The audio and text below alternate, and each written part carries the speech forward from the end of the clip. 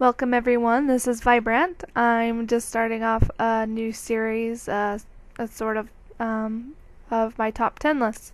I felt like doing a list of my top favorite, my 10 favorite Pokemon and least favorite Pokemon. And when I presented the idea to my watchers, they seem interested. This one, at least in probably the bottom 10, will be more like a slideshow as I experiment with various things. But hopefully in later lists I'll be able to include actual video.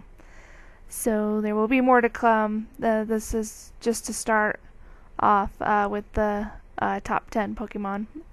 Now keep in mind I am not including Pokemon past Generation 5 as we don't have enough to go off of for Generation 6. I would also like to point out that this is my top 10 list, not yours. You're free to disagree with me, but that's kind of the point. I'm showing my favorites, and you are entitled to have your own favorites.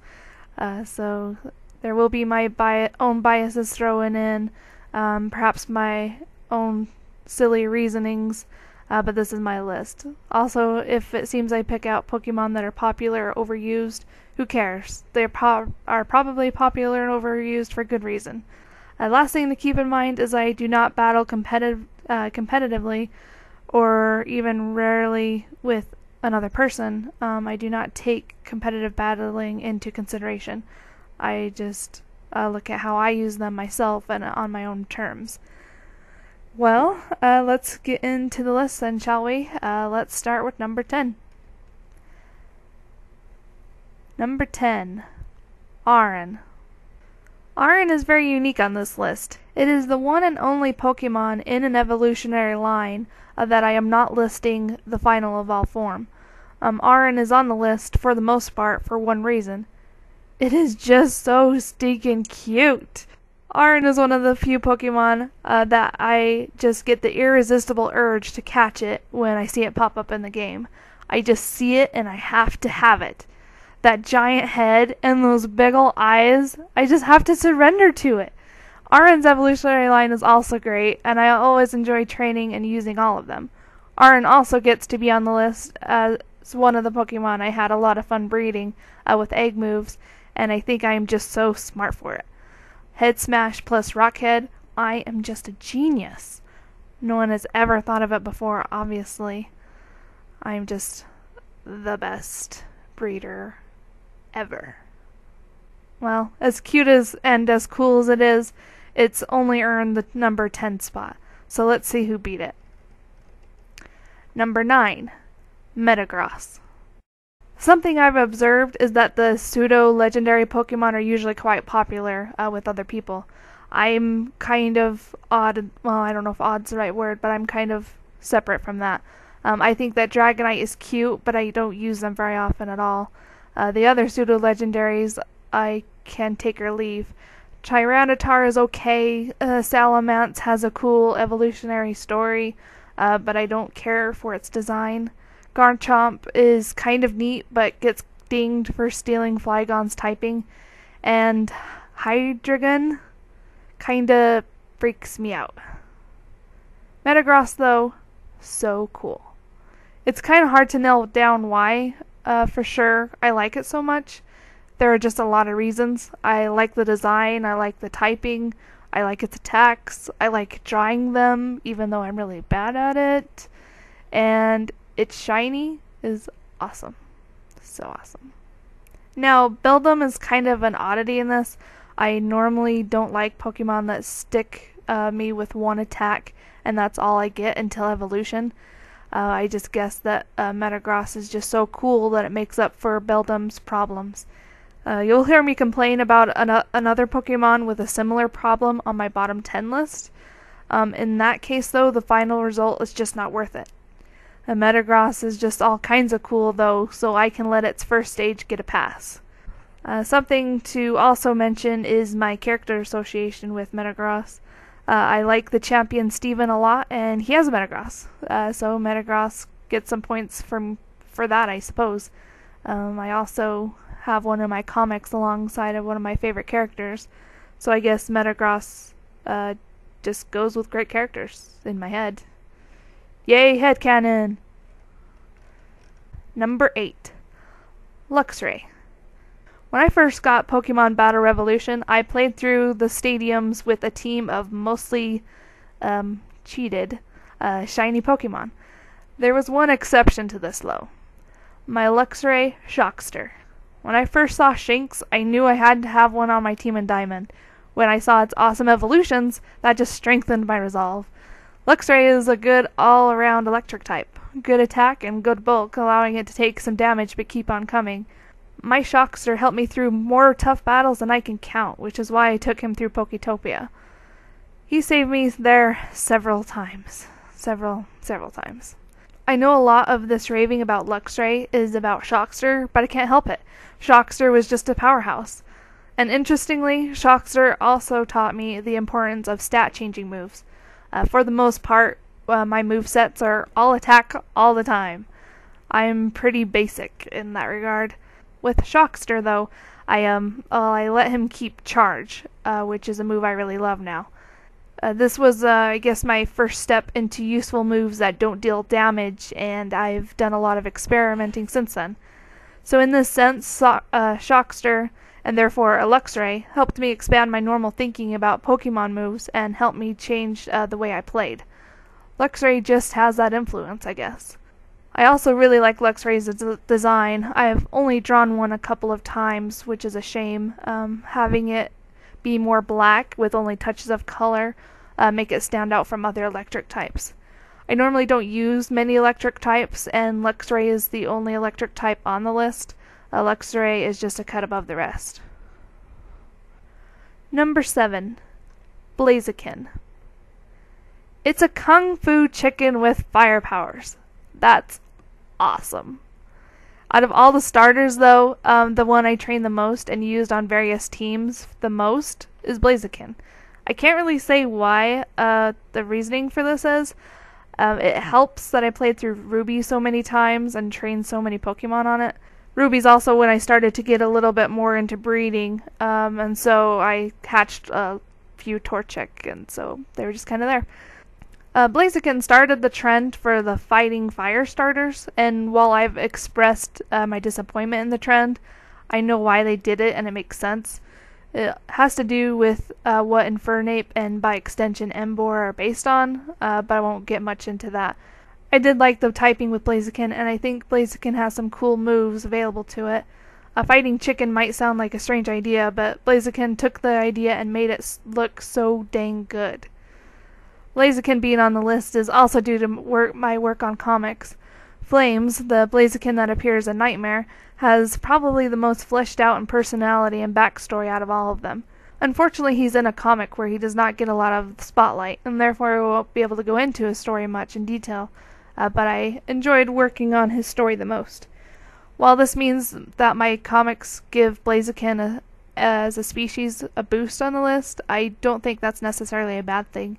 Having a Pokemon I enjoy writing means I really like the Pokemon, and as this list is my personal favorites anyway, it should be noted that one of the things I like about Blaziken is apparently writing about them. There are Pokemon on this list that are featured in comics, and that shouldn't be surprising as it's natural for me to include my favorites. To not mention how I like using them as characters would be unfair in my top 10 list, as writing and making comics is a big part of my life. And so if I didn't explain how each Pokemon has impacted my process, would be like a gaping hole in why I like them so much. But I digress. Blaziken is great even without comics. Let's move on to number 6.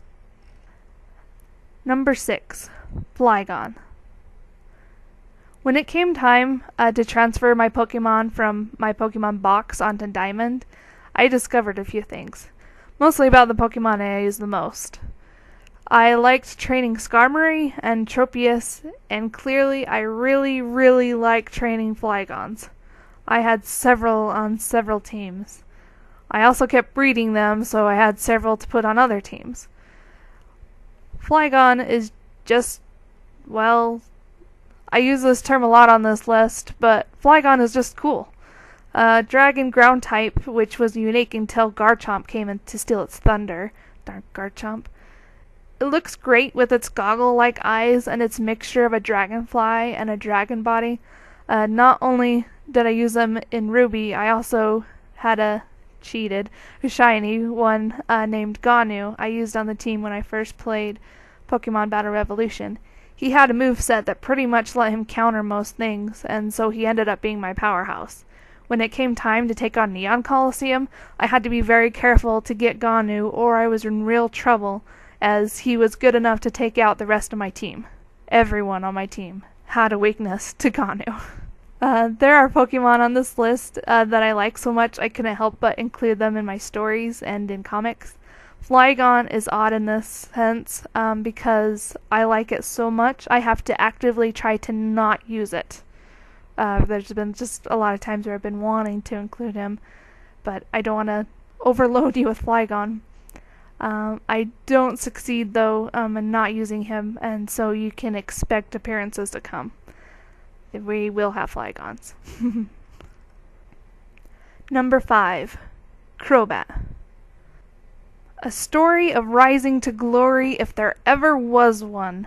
I used to be like many players back in the day. I hated Zubat. I loathed Goldbat.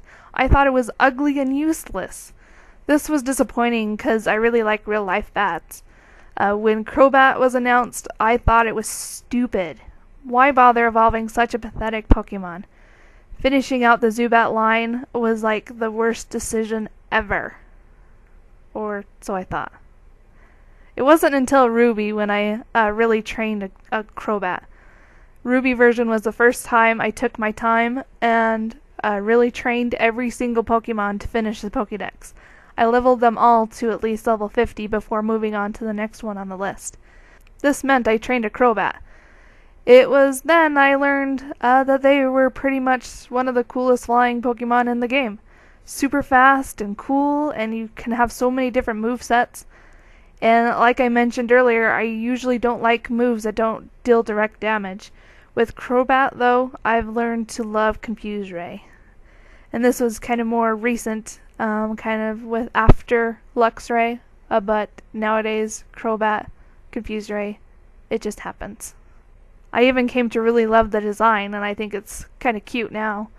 And so instead of being disappointed by a Pokemon based on a bat, I was glad that the bat got represented so well. It was a Pokemon that taught me to not always go off my first impression, and that when given the chance, it can be really cool. And in Crobat's case, really, really, really, really cool. Number 4. Dialga. The nights are all long, singing the song, to try and... Oh, wait. Oh, Dialga. So awesome. It's like this cool dinosaur dragon thing with metal plating. What's not to love? With the power over time, he also appealed to me on a personal level. I like including time control and travel in my original writings, and so as a Pokemon with this power, it just fit me. It was just the obvious choice when it came time to pick between Diamond and Pearl. So obvious that I got 2 copies of Diamond instead of a copy of Pearl when I wanted to replay the game. Yeah, 2 copies of Diamond, 0 copies of Pearl. That's just how I roll, and how much more I like Dialga. I wanted to play Diamond over and over and catch lots of Dialgas, and play through the game with cheated Dialgas to then use against Team Galactic who were trying to find Dialga. I later realized I could have just bought and played Pearl and transferred my Pokemon to it, and I could have still been able to replay Diamond. But then I'd have 1 less copy of Diamond version, and then where would we be? A world in which I have 1 less Dialga. That's where. Who wants to be there? I want my Dialgas. Number 3. Gardevoir. Now, yes, my Poke persona is a Kirlia. I actually like the whole line, but as the ones I use in-game are fully evolved into a Gardevoir, I listed Gardevoir as my number 3. I really liked Gardevoir from the first time I saw it. I had one in my original Ruby team, and trained several since then. When I train multiple Pokemon of the same species, I like to give them different movesets. Gardevoir allows me to do this easily, as they learn a lot of different types of attacks, and they're letting me try different things. Their high special attack lets them hit really hard, and I do like me some strong Pokemon. Something that also appealed to me was how loyal they are to their trainers. This is talked about often in their Pokédex entries. I'm not sure if I know the exact reason that this appeals to me. I guess part of it is because the games seem to try to focus on the relationship between the trainer and the Pokemon as being so important, but the Pokédex doesn't usually acknowledge it. But in Gardevoir, it does. The design is also really cool too. They're fun to draw, and I can't seem to help but include them in my comics. Like any of them. Gardevoir is just a Pokemon I can't seem to ignore, in-game or out. That's what makes it number 3. Number 2, Charizard. Ever hear how I first got into Pokemon? It was on a camping trip I took with my family and some family friends. One of the other kids had his Pokemon Red version. He was in the middle of playing, but then he got distracted with another game the kids were playing and handed me his Game Boy and told me to play for him for a little bit. This was my first introduction into Pokemon. With the little that I played, I became interested. I later asked if I could play it on my own. He said I could, and I started up a new file. Professor Oak presented me with the 3 starters, and I looked them over. Having not known the Pokemon before this, the one that stood out from the group was Charmander. What did I name him? Spyro, of course. Since the game wasn't mine, I couldn't actually save, so later, when I got my own copy of Blue version, because everyone was constantly sold out of Red version, but then I was able to start up a real game with a new Charmander named Spyro. The rest is history. Old Spyro got me out of a lot of jams when I was playing the games. Like how I thought ghost Pokemon could only be hit by fire attacks, so he had to do all the battling in Lavender Town. It's a wonder I managed to get through the game at all, looking back at it. But Spyro was always there, over-leveled and ready to take on any challenge I came across. It isn't just nostalgia though. I have always liked lizards, dinosaurs, and of course, dragons. Fire is my favorite type in Pokemon, so Charizard just fits me. It started me on my path of always choosing the fire starters, and I do not regret it. Charizard has won 2 popularity polls, one from the official Nintendo magazine and one from IGN. I know Charizard is popular, and for many people, it was their first starter. In this case, I don't mind being part of the crowd. It was not only my first Pokemon, but it was also the first Pokemon that drew me into the series. Even though it's only number 2 on my list, if I could have a Pokemon in real life, I'd want a Charizard. Who wouldn't want to go fly around on this awesome thing? So who beat him out? The answer is simple. And of course, number 1 is Misdreavus. As a cute ghost Pokemon, Misdreavus won me over when... Wait. Something doesn't sound right here. Oh, right. That's right. I always get them mixed up. Misdreavus isn't my favorite Pokemon at all. It is, of course, Mewtwo. Back before I got Pokemon Blue, I bought a Pokemon handbook to help me learn about the different Pokemon. I read it from cover to cover, learning what I could and what I thought would help me play better through the game. Near the end of the book, it started talking about different kinds of Pokeballs. It mentioned the Master Ball and how you should save it for Mewtwo, who was the hardest to catch. I couldn't remember who Mewtwo was, which is odd because he would have been the last Pokemon I would have read about, but I looked him up and read about him again. He started to intrigue me as the strongest Pokemon and supposedly being so hard to catch without a Master Ball. I was really into Dragon Ball Z at the time, and he reminded me of Frieza. I referred to him as such for a while. And that's pretty much how my interest in Mewtwo started. Mewtwo is just awesome. Not only was he officially the strongest Pokemon for a long time, but he had something most of the other Pokemon didn't at the time. A story. Other Pokemon had personalities and traits and special abilities, cool design, and some had special means to acquire them. But Mewtwo, being the only one of its kind, was able to, right from the start, have a backstory. There was a bit of a mystery and story in the game, and it was expanded in the first movie. This set him apart from all the other Pokemon, as he wasn't just another Pokemon, he was a character. This might seem contradictory to how I handle Mewtwo in my comics, but look at it this way. I did not want to use the same story or character and somehow mess him up. That's why I started from scratch.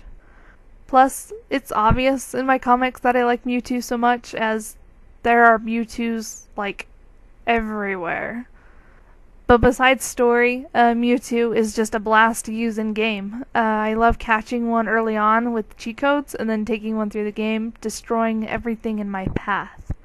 To me, Mewtwo is the best Pokemon around. I hate how much he's been ignored in the anime, but at least he'll be finally coming back in the next movie. But that's basically it. Mewtwo is just awesome to use in-game and has a great design that's fun to draw, and having a story behind him doesn't hurt either.